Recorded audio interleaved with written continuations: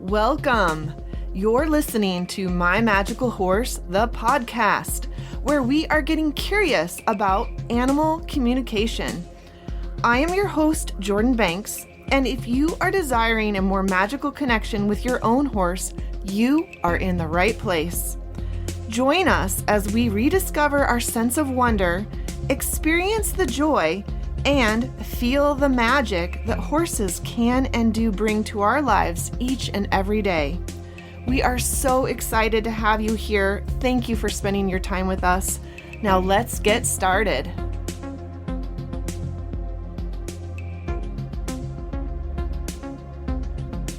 All right, I want to welcome you to My Magical Horse, the podcast. Today, I'm honored to introduce Felicity Davies as our first guest on our very first episode. Felicity is a horsemanship mindset and intuition mentor who helps heart-centered equestrians form an incredible connection with their soul horse. Felicity is also the host of the Equestrian Perspective podcast, so be sure to check that out if you're not already listening. I recently took part in Felicity's Frequency and Intuitive Equestrian programs, and it was in Frequency that I actually came up with the idea for this podcast. So it just feels fitting to have Felicity as our very first guest. Welcome. You. I'm really excited to be here, and I feel very honored to be your first guest. So thank you for having me. You're welcome. I wanted to know if you wanted to expand a little bit more about what you do before we dive into all of my questions. Yeah, so it's a great question. What do you do?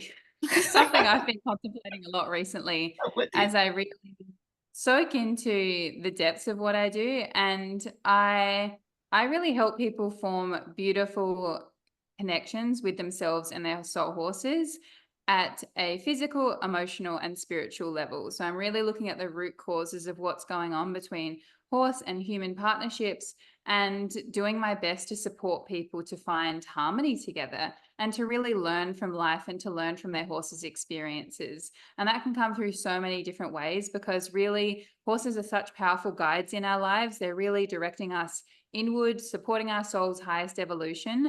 And they could be supporting you through a business. They could be supporting you through what's going on in your sessions with them. They could be supporting you through life events, because what happens with your horse is such a beautiful mirror often for what's going on in our personal lives and what we can learn through what's surfacing in our relationships. So really, I like to decipher all of that and support people in that way with a multifaceted approach, because it's not just like, oh, focus on the horsemanship or, oh, focus on the intuitive stuff. It's like, no, it's everything.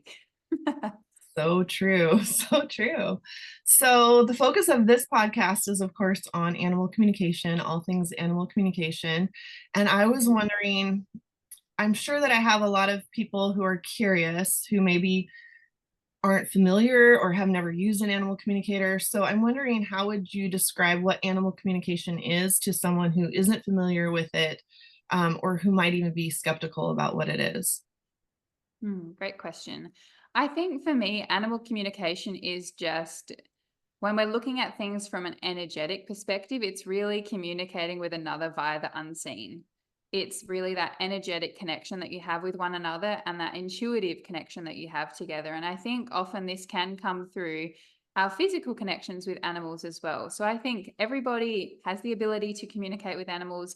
Everybody is likely already communicating with animals in that unseen way naturally. Perhaps they just don't even realize they're doing it. So it's really this deeper level of communication, much like we have with each other, where we're reading subtle body language cues or we're feeling the energy of a room. We're doing this with our animals all of the time. So that to me is what animal communication is. And I think working on your animal communication skill set or working with an animal communicator is a really powerful way to turn inward even more, connect more deeply with your intuition, and really form a deeper partnership and connection with the animals in your life, because you're going to be able to take the take the mask off in terms of how you or your ego perhaps is perceiving your relationship and really get to the depth of what's true. Because often people will create stories in their minds about their relationships with their animals or other people in their lives. And really, at a soul level, like that's not the truth in most cases. Like that could be a distraction, causing people to not form the harmonious connection that really they're here to kind of lean into in this lifetime. Whereas if you can allow yourself to deepen your animal communication practice, you're really going on this process of turning inward and seeing your horse as this incredible sentient being that has so much wisdom to share with you in even deeper ways than just what's surfacing in the physical. So I know that's kind of a bit of a broad response, but I guess the sentiment I want to carry forward is that everybody is an animal communicator. You're already communicating with animals, and working with an animal communicator or strengthening your animal communication gifts just allows you to take everything a layer deeper.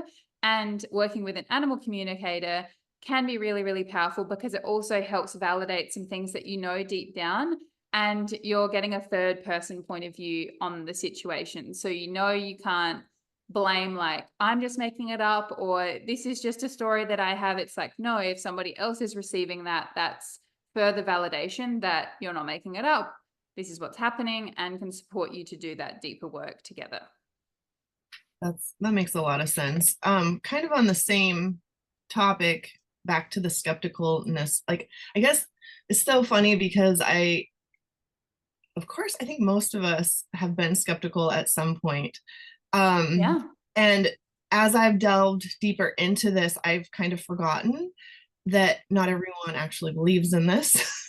So I Yeah. guess my question would be, and I've talked to people along the way, is like when you're hiring an animal communicator, let's say for the first time, and people are worried about whether or not they're hiring the real deal or somebody who maybe Yeah. is not the real deal. I hate to use the word fake, but do you have any advice for how people can vet out a good animal communicator? And um two-part question, I guess. I know just too from people that I have talked to that have used communicators, they never want to tell the communicator too much because they don't want to, oh, well, I kind of told them that, so that's how they knew XYZ. So I guess if you want to expand on your Yeah. thoughts on that, I'd love to hear Yeah. it. Yeah, totally. I believe that everybody is going to be led to the experience that they need to have. Okay. So, regardless of if you're drawn to a practitioner that you end up having an incredible session with, or perhaps a complete opposite, and maybe you feel a little bit let down, or whatever the feelings are that come from it, it's all here to support you. Okay. Now, if I was going to give any advice on really finding an aligned animal communicator to work with, once again, it comes back to your intuition. It comes back to following your body's wisdom and where you're feeling called to go, and looking at it from a place of this is adding to my experience. This isn't going to save me. This isn't going to, like, it really depends on your intention behind the experience, is what I'm trying to say. And another thing I would mention is I've been in a situation before in the past where the skepticism was coming in and I'm like, oh, I don't want to give too much. And for some animal communicators or energy readers, they're going to thrive in that way. They're going to be like, great, let's just go in, call them forward, see what comes through just out of nothing. And for others, they're going to require some more information. So, for example, for me in my sessions, it's interesting that you bring this up because I've had some clients recently when they book a session with me, they haven't given me a whole lot to work with before our session. And for me personally, because my sessions are quite deep and intense sometimes, I really like to get to the root cause. So it's kind of a bit harder for me to get to the root cause. If you said to me, I want to improve my connection with my horse and help navigate the things that are surfacing in our lives, because I can connect with your horse and they might not be having a problem. They might not be experiencing the same thing that you're experiencing. So I'm not going to get to the depth of what's going on necessarily because we're having different conversations. Where if you say to me, I fell off my horse and I am terrified of getting hurt again, and this is really impacting our connection. We used to have a strong connection, now we don't. Great. I can go to your horse and be like, tell me more about this. So rather than feeling like you have to hold back from giving too many details, I would encourage people to really lean into give the details that are necessary to support the intention that you wish to get from the session. And know that you can be broad as well. Like some people will come to me and say, my horse is having issues in their body and I'm navigating that, great. I don't know what the issues are, but I don't need to know what the issues are because I can call the horse forward and see what they present rather than them going, oh, we're struggling with our connection, because the horse might not show me those things. However, there are going to be some animal communicators that are happy working with absolutely nothing, and their connection comes through in a different way based on how they structure the session or their intuition brings them things. So I guess in a nutshell, your intention is really, really powerful in terms of why are you having the session? What do you intend to get out of the session? If your intention is simply to convince yourself that this is real, it's probably not. Probably just listen to a heap of podcasts to get you that like validation. And then when you're coming back to your core and being like, okay, I'm choosing to believe this is true because this feels right and true for me. Okay, I'm going into this session with an open mind, an open heart, and I'm going to allow myself to lean in. Then you're going to get what you need. Having said that, if you have the opposite experience and maybe you go into it and you are like, I'm skeptical, I want you to validate my beliefs or whatever, or maybe you hold back a little bit because you're just like, no, I want to make sure that this is right and true, you're probably still going to get the experience that you need based on the intention that you set. So it comes back to your intention and following your intuition to find an aligned practitioner. However, if your intention is a little bit ego-driven or fear-driven, or if you jump into working with a practitioner out of unalignment, you'll get exactly what you need through that experience anyway. I agree. And I know we've talked about this before too. And just that, just like when we have a conversation with a friend and we have a conversation with a different friend, the conversations are not necessarily the same. So yeah, I agree. I concur, like as much information as you're able to share to help, figure out what it is you're trying to figure out. I guess my next question for you is, have you always felt like you could communicate with animals slash horses, or how did you get started on this path exactly? Yeah, so for me, in terms of communication on that more energetic level, I didn't think I could communicate with animals. I had a lot of curiosity around it, and I was definitely that skeptic, but also deeply curious at the same time and very open to others sharing about their experience with communicators. But I was a bit like, not really sure. And coming from like having a science degree and being very much like logic driven and all of that, it's been a process to kind of unwind that and really surrender to the unknown. And I think the more I lean into that, the more life validates that it is real and I can't make it up. And it's actually really freeing to lean into that direction. So in the beginning, I had beliefs that you had to be able to see clear visuals to communicate with animals, and you were likely somebody that was deeply connected to your intuition as a child and had a lot of like deeply spiritual experiences as a child, perhaps. And I didn't necessarily relate to that because clairvoyance isn't necessarily my strongest sense in terms of seeing visuals.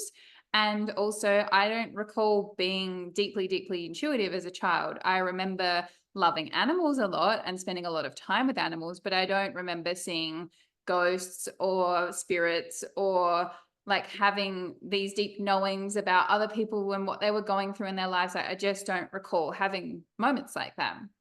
So I had these beliefs in my mind around these things. And then I ended up going on a journey where I ended up having quite a few clients just naturally come into my life that were deeply spiritual and were animal communicators, whether it was in their own personal like relationship with their horses, they did the deeper energetic work, or with clients themselves. And then that led me on a bit of a journey. And I ended up manifesting also like very, very spiritual friends as well that were very, very psychic. And then that led me to have an ancestral memory activation session with one of my best friends, Shadia. And she was expressing to me about how I was a powerful animal communicator in a past life. And many of my past lives, I was deeply connected with animals and not necessarily with a whole lot of other people in the lives that came through. So she did a bit of an activation around that. And then everything just kind of snowballed. Then I ended up taking a course. That was a short course, did that class, and was validated through with the messages I was receiving, and they were coming through as a knowing with me, or I would write down the responses that were coming up and then they were validated. And then I started practicing with my own clients. Then I just as people do, just dove straight in because I'm like, okay, I can't make this shit up. Like a lot of the messages I was getting were very validated. And I'm like, okay, this is a thing. And through that process, it made me realize how I was already deeply connected to the unseen, but I just didn't realize I was. So even when I was having client sessions, or I'd have knowings drop in and things like that, that was my intuition coming through and the animal communicating with me. However, it was just innate to me because I was used to doing that. And then through this process, I started to realize, oh, I've been doing this for a long time. I just didn't realize I was doing it because I thought it had to look a certain way. So you said you took a class, like, and then you just like it just kind of naturally opened up for you. Is that more or Yeah. less how it So happened? I I did a animal communication class, and that was sort of a group practice, and we connected with different animals. Actually, it was with Tracy Rainwaters, and we connected with your dog that had passed away. Oh my gosh. Okay. Yeah. You So know. I don't recall the messages that came through from him, but there was a couple of animals like horses, Tracy's cat, your dog. And I know it's your dog from like now looking Yeah. back because I know your dog and the name of your dog that passed. And yeah, at the time I didn't know you, but yeah, Yeah. so did that class and then I had a bit of a framework to work with. And then I had a group of new clients starting and I said to them, hey, I'm practicing my animal communication skills. If you're interested in me tuning into your animal, like send me through some questions you'd like me to ask them and also a picture of them and I will share what comes through because I wanted to be able to do that before I got to know them and their horses really deeply. So I thought if I do it at the start, then I know I'm not making it up because I'm practicing with fresh information. And yeah, I did it. And so many of the messages were validated. There was one experience where a client had two horses she wanted me to connect with, and I connected with them both.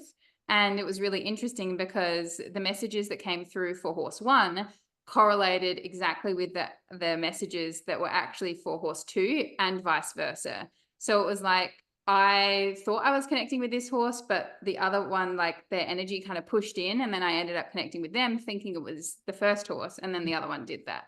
So it was just interesting, but to the point of like physical things that were going on with the horses that I would have had no idea about specific for each horse. So yeah, it was just really cool to kind of lean in that way and just witness the unraveling. And those were clients from your Confident Equestrian program, or okay. Yeah. And okay. And so and then after you did that, is that when you realized you wanted to actually start teaching animal communication or like Yeah, so then I ended up doing I think it was a 14-week course to dive into energy reading and energy healing. And that wasn't focused on animals, but I could definitely kind of pull what I learned from that course and weave it into what was going on with animals. So through that, I ended up once again diving even deeper. And then through that experience, that led me to create a beautiful one-on-one offering, which I called my connection readings, which actually wove in a healing as well. And with one of my Confident Equestrian program clients at the time, basically through this course that I went through to get our certification through the course, we had to submit a session with a client or a volunteer. So I went through all of the intake forms for my clients and I was like, oh, I think this client would be excellent in terms of doing a session with her because her horse was repeatedly injuring himself. And I noticed that in terms of what she was expressing, and she may or may not have realized this pattern. It was just something that she was verbalizing. So I said, hey, would you be interested in doing this session with me? Have to record it. It's completely free. But I'll connect with your horse and then we'll do a bit of a healing and all of that. And it was amazing. Like it was so good and profound. And the ripple effect that unfolded from that was just really fucking cool. And because I had done a lot of deep energy work with clients through neuro-linguistic programming in the past, I recognized how that was also energy work. And then through the sessions I was doing with people helping with their animals, there was an animal communication component in there, even though it wasn't necessarily intentional. And because everything flowed really nicely into this offer, I felt like I could just jump straight in and start to offer sessions that way. Then I just started to offer one-on-one sessions that way. And then that led me to be like, I really want to guide a group of people through this experience. And then I started to do that. And that led me to the Intuitive Equestrian. Yeah, so that kind of leads into one of my, you kind of already touched on it a little bit, but I did sign up for the Intuitive Equestrian, and I signed up for parts 1 and 2. And I kind of joke because I was just like, yes, I want to practice animal communication for 4 months. I need someone to hold my hand for that long. But the funny thing was, I didn't really, it's not that I didn't read the stuff you put out, I read it, but I kind of just skimmed over that the second part was this energy work. So I wanted to know how you kind of touched on it already, but how you decided to create the Intuitive Equestrian, with part 1 being the animal communication and part 2 being the energy healing, and why you felt that was important to tie the two together in the complete Intuitive Equestrian program. Well, really, I was looking at going, okay, the Intuitive Equestrian program is more of like a way of me teaching people a lot of the core elements that I guide people through in a one-on-one session, which is the animal communication and the various energy healings, depending on where I'm intuitively called. And before the Intuitive Equestrian was born, I, in my Confident Equestrian program, small groups, was guiding them through different healings in the group. Just, I would be like, okay, let's do a form of self-healing. Let's do it for a person in the group and a horse. And it was amazing. Like, it was so good and a beautiful way to kind of bring more harmony into the group and just cultivate even more vulnerability and connection. And it was really beautiful. And I was like, okay, this is incredible. And then I was like, I really want to guide people through this because I know I had a lot of clients in the past that would be really interested in this offering in terms of animal communication and energy healing. And the first version of the Intuitive Equestrian just wasn't part 1 or 2, it was just as one experience. And rather than like teaching people the energy healings per se, it was more of like, I guided the group through the different energy healings. So they learned about animal communication and connecting with themselves. And then I guided the group through the different energy healings. And if they wanted to decipher that process themselves, they could do that. Right. And it was amazing. I pitched it to clients that I'd already worked with that I thought would be interested in the offer. And it was beautiful. And I'm pretty sure that group to this day are still in connection with each other. And it was just really, really beautiful. So I really like the animal communication and the energy healing paired together because what I will often find is the animal will bring forward deeper truths, or they'll bring forward perhaps an energetic component that's happening under the surface, or a belief component that's happening under the surface that needs addressing, or an energetic component. And then when you have that information, you almost get in a place where you're like, okay, now what? Now I know what's going on, and perhaps I already knew what was going on, but now I've received this validation.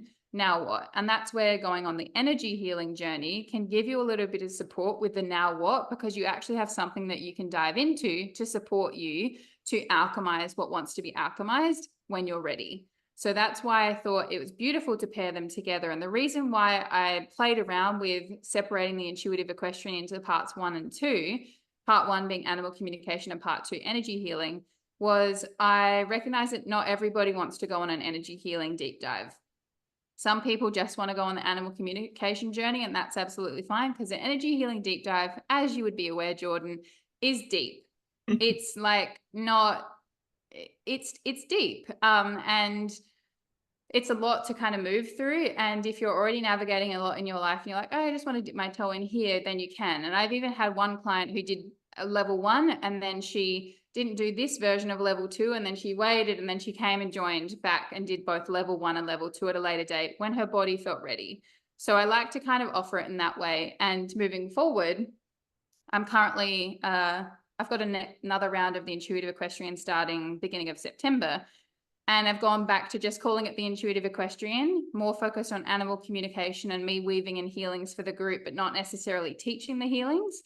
And then I'll likely add in another component, which will dive deeper into the healings, more for those interested in perhaps supporting others, or that are like very, very interested in learning them for themselves. Because once again, I know everybody isn't always interested in doing that. I have a 8th house stellium in astrology. I love diving deep into all things unseen. Nothing is too TMI for me or too deep for me. So I love it. Whereas not everybody loves diving into all of that stuff. So yeah. Well, I think it's funny because, as I said, I hadn't read all this stuff thoroughly. But as you have also commented, whatever you're meant to get out of it is what will happen, like even Yeah. whoever you decide to work with. And so being in the part 2 was actually super powerful for me on the former self healings that we did. Like I was, I guess, lucky enough to get to do the former self healing on me in class, and then we did one on my mare in class, and both of them were so powerful.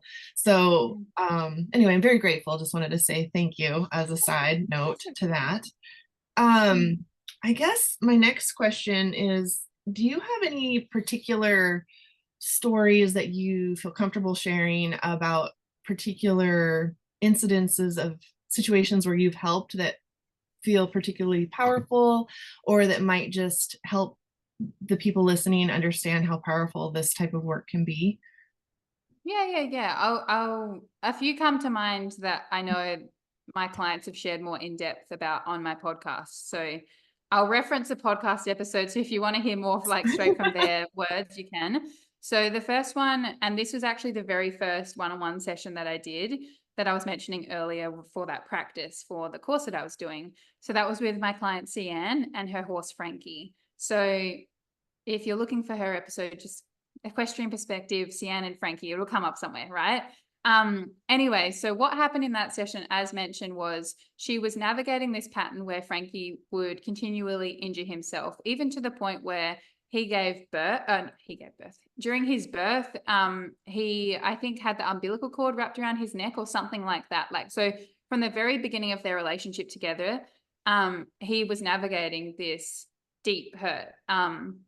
Throughout many different instances, and there's almost this sense of like her being in this place of, are we ever going to be able to compete, because she wanted to dive into dressage, and it just kept getting like roadblock after roadblock after roadblock, like make some progress, injured, make some progress, injured, that kind of thing.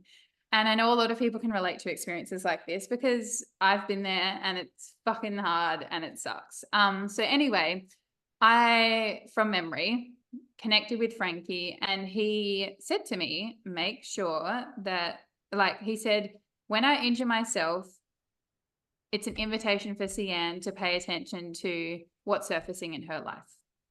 So really, he was injuring himself as a bit of like an alarm bell for my client Cian to be like, wake up, what's going on in your life, right? You need to pay attention, because when your horse gets injured, what do you have to do? You have to reprioritize your focus. You have to slow down potentially. You have to stop doing certain things because you have to spend more time with your horse to help them. You have to kind of shift some things in your life. You have to go through a bit of a transition phase while you're supporting them. And you also have to feel a lot of feelings, because when your horse gets injured, often you feel guilty, perhaps you feel upset, you might feel angry at the situation. Like, a lot of things can come up, and it really brings a lot of stuff up to the surface for you to look at. So whenever you're in a time of turmoil, it's like, okay, what has been thrown up to the surface in that moment that perhaps feels deeply uncomfortable? And how can you look at that as an invitation to be like, okay, what can I learn from this? Or what do I need to feel right now that I haven't perhaps felt, that I've been avoiding? So there's lots of layers there. So anyway, we ended up doing a past life healing because Cian also had this deep fear of losing him, like almost to the point of like, if I lose him, what am I going to do with my life? Like, I don't even know. And it's interesting because every morning she would open the curtain in her kitchen and he would be standing right at the gate looking at her. And she knew that when he was there, okay, he's okay, he's good, because there had been a time where he wasn't there and he had hurt himself, right? So it was almost like they were both doing this for each other of like, I'm here, okay? Anyway, then we ended up going on this, doing this past life healing, and it was amazing because what unfolded was this scene where they were cantering through a field and he tripped just suddenly and broke his leg and died. And it was really massive for her to kind of go through that. And we did a healing over that for her and for him, because there was a lot of like a lot of emotion for both of them. And I think often when our horses get injured or we navigate things, we can often be like, oh, I feel so bad for them. Like, I wish I could help them or whatever. But often our horses or our animals in our lives can also be in a situation where they're like, I want to make sure my person's okay. Like, I hope that they can forgive me for falling if they fell or whatever it was. Like, so there's all of these different layers going on. Anyway, we did a beautiful healing around that. And there are a lot of different layers with this that I could go into. It was really fucking cool. Actually, I'll go into it because it's amazing. So it's interesting because in the scene, he fell on her leg and she has a massive birthmark on that leg in this lifetime. And birthmarks are correlated with past life injuries, many people say, or deaths. And in the past, she'd been ashamed or felt a lot of feelings around this big birthmark on her leg, and now she feels this deep sense of like reverence for what had happened. Like, she had been able to connect these dots. And also the leg that her horse kept injuring, when we looked at the spiritual meaning of that leg, it correlated exactly with what she was navigating at those different points in her lifetime when he was getting injured.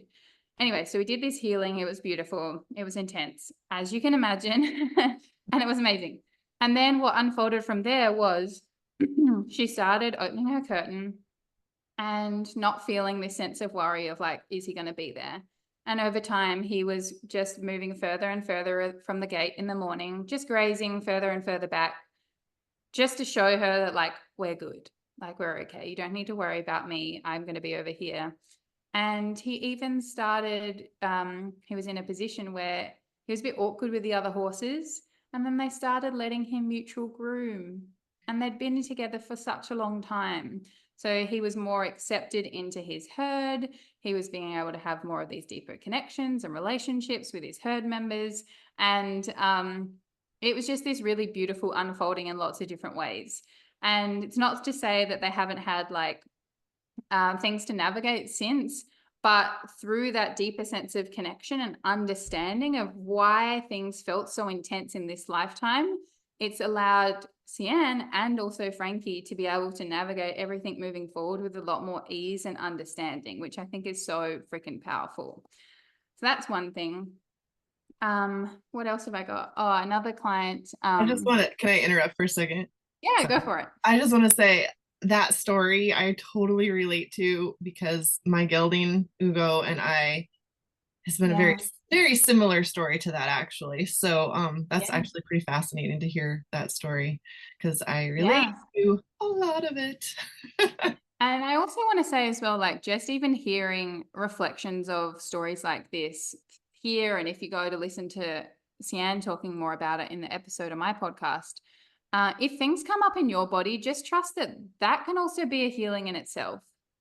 Like, you just having a deeper awareness or understanding is so powerful. So I just want to like mention, be gentle with yourself, even as you're hearing other people's experiences or hearing about like, oh my God, like this intense thing could have happened, and navigating all of that and contemplating it. Just be really gentle with yourself because stuff can come up. And if you felt sensations in your body through listening to that story, perhaps there's a sense of resonance there, and things already processing in your body, and perhaps things that come to a completion on their own, or perhaps you need further guidance and support to help you get there. But I just really want to bring it back to like honoring your body through this process. Yeah. Thanks. Cool. Um, Do you want me to share stories or?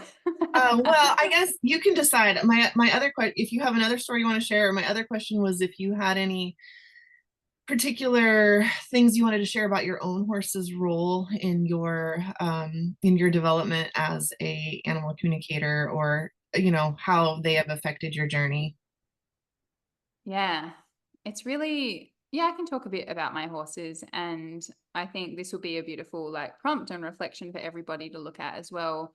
I think with my horses, it's been really powerful to reflect on everything I've moved through with each of them and how I would have described them at each point of my journey. And one of my horses I have had since I was 14, and now I'm just turning 33 next week, So he's been in my life for a long time, and I've experienced a lot with him.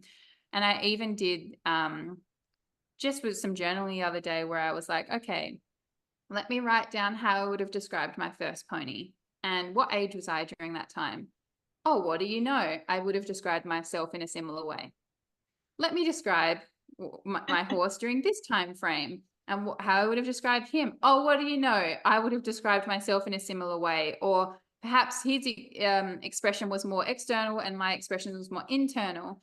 And then I just kind of kept going on in terms of listing out the different horses through the different age ranges and being like, oh, they are such powerful mirrors, and invite us to kind of lean into different aspects of our lives, and even reflecting on horse injuries. Like, I touch wood. I always like to make sure that I'm in the past, when I was competing and looking back now, that there was a lot of misalignment there for me in terms of what I was doing with my horses, but I didn't have a whole lot of connection to myself, or I blocked that a lot, and I kept pursuing the shoulds and what I thought was right. And my horses navigated a lot of injuries. And I really think, in terms of the sentiment that I shared earlier with my other client, it was like a wake-up call of like, Felicity, what are you doing? Like, what's going on? Because with this horse that I've had for such a long time, ever since I stopped competing, touch wood, he's been great. And it's been ages. So it's just interesting to contemplate these things. And yes, of course, there are lots of different layers. And no, it's not always just like straight cut like that. But that's interesting to look at. So bringing it back to how they've supported me with my animal communication, really it's been through the mirroring that they've shown me and how I can support my own personal growth. Because any close relationship we have in our lives, and we all know that deep soul connection we have with our horses, that brings up a lot of stuff to the surface. So even just everything that we've been moving through, all of the thoughts, experiences, emotions that I have with them, all of the like deep soul connected feelings that I have with them, it really invites me to continue to turn inward and to get to know myself and to connect further with my intuition and to trust myself. Because how many times have we had experiences where you're like, thought this was this, and boom, there it was. Like, there's just so many different instances like that. And even to the point, a friend and I recently were speaking about how different objects contain energetic frequencies. And I remember it was last year, I'm pretty sure, my horse Bruce was navigating this abscess that just continued to linger, right? Now, meanwhile, when the vet came out, because my farrier was away at the time, to see if she could use the hoof testers and find where the abscess was to pop it, she couldn't find it, and she left her hoof testers at where he was, at my parents' place.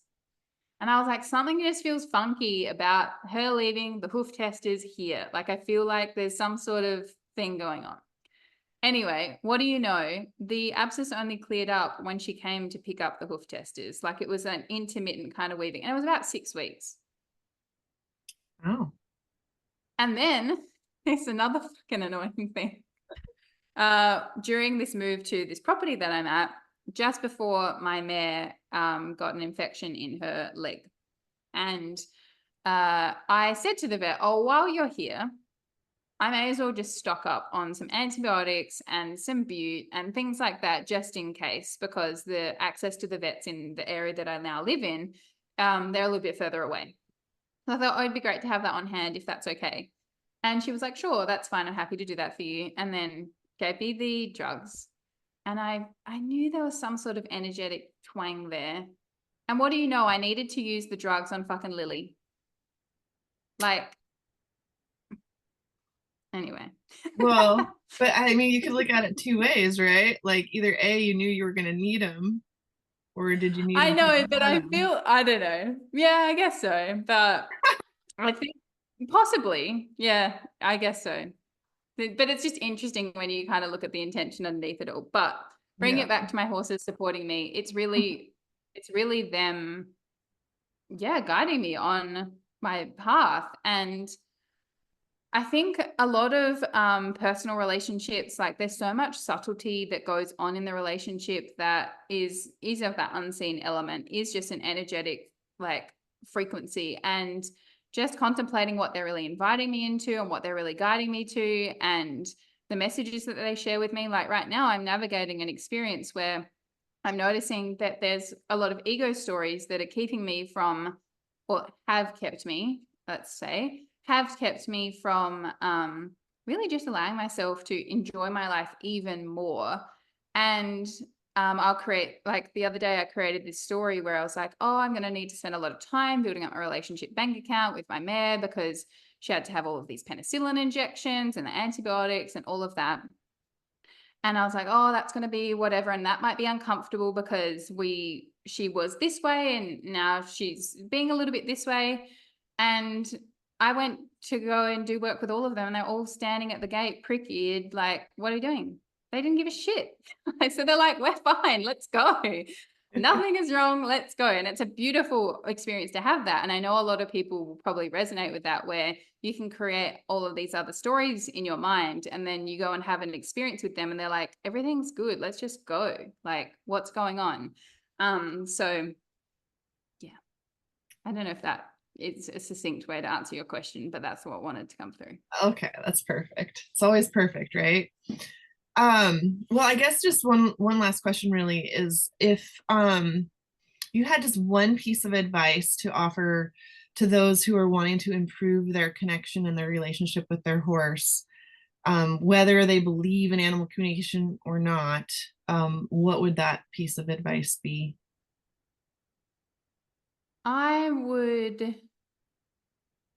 My advice would be to start to, I'm trying to think because it's like, my piece of advice ends up having layers, but we'll just go with what came through. Okay. So my piece of advice would be to meditate with your horse, either in their company, and you can do a walking meditation with them. You could sit down, you could sit on the other side of the fence. You can do whatever you feel comfortable doing. If that feels too intense, or like you get too stuck in your head worrying about what your horse is doing through that time, then just find somewhere comfortable and go to a place in nature in your meditation and just set the intention to call your horse forward, to see them walking towards you or in the space that you're in, and set the intention to trust whatever messages come through during that time.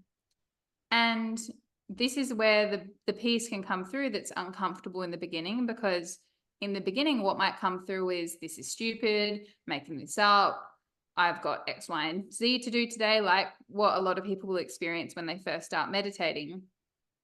And that's where you start. You start by looking at going, okay, how can I address these beliefs? And how can I address what's surfacing for me here to create space for the true intuitive messages to come through? So really it starts by getting quiet, turning inward and getting to know yourself. But also I encourage, set the intention that when you do a practice like this, that you trust whatever messages come through and trust that they are from your horse.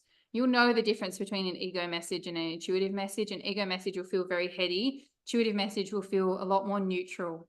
And let yourself be guided and flow from there. And what was I going to say? There was something else that popped in. Yeah, so I would just start with a small practice like that. It doesn't have to be for super long, and just see what comes up and comes through and just let yourself flow from there. Oh, that's right.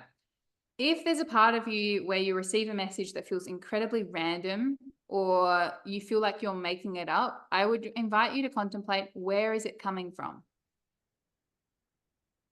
I think often we can feel like we're making things up in a more tangible way if we know something about the horse, or they've had an experience or whatever, and we're kind of bringing a story together.